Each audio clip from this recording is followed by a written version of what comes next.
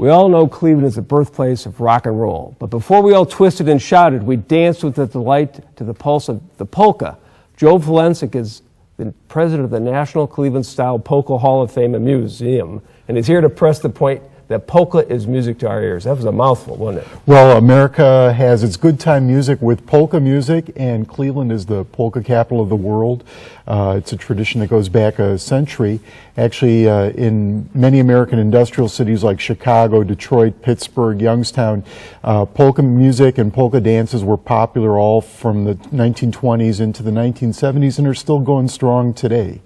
And here in Cleveland, we have the National Cleveland Style Polka Hall of Fame and Museum, which honors a particular style of American dance music that has its roots in polka melodies from the Cleveland area and also other Slovenian communities around the country. So what sort of different sorts of styles are there? Well, the Polish style has a lot of brass instruments. There's also, it's more of a bouncier style. The Czech or Bohemian style is more of a big band sound.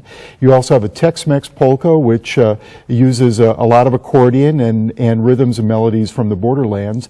But the Cleveland style is leveraged on the accordion, that's the primary instrument, and then with a banjo, a bass, a drum set, and a saxophone to round it out.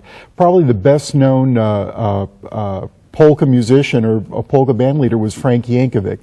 And in the 1940s and 1950s, he really got America on its feet to dance the polka. And so you brought an accordion with us? Tell us a little bit about this. This is a Cleveland-made Mervar accordion from 1926. It's from our collection at the Polka Hall of Fame. And this was the preferred accordion back in the 1920s and 30s. And even today, button accordion enthusiasts love picking up these old Mervar boxes at auction. They were all decorated like that? Many of them were. Some of them had intricate marquetry and other hand-painted details.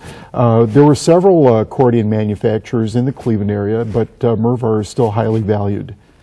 Is there a lot of other memorabilia in the museum? We have interactive music exhibits. Currently there's an exhibit on all-star accordions, celebrity squeeze boxes, and the stories behind them.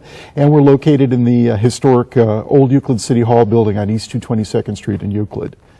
Great. Now, when we think of polka as a bygone era, but is that currently active now? It's still really active. Sure, there's a lot of interest in the old bands like Frank Yankovic, Johnny Vadnal, Eddie Habit, but we have polka clubs, polka bands all around the country, and the Polka Hall of Fame hosts the annual 3-day Thanksgiving Polka Weekend at the Downtown Marriott, along with our awards ceremony on Thanksgiving Saturday at Euclid Auditorium. We get about 3,000 people from around the world just for the polka here in Cleveland. That's amazing. That's amazing. Enjoying polka's past, it's as popular as ever, is as easy as 1, 2, 3. Just visit the National Cleveland Style Polka Hall of Fame and Museum and find out more. Use the information that's coming up next. My thanks to Joe Valencic for dancing us down memory lane.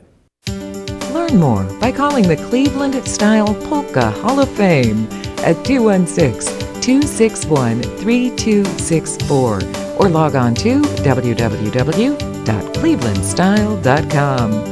Next, don't skip a beat.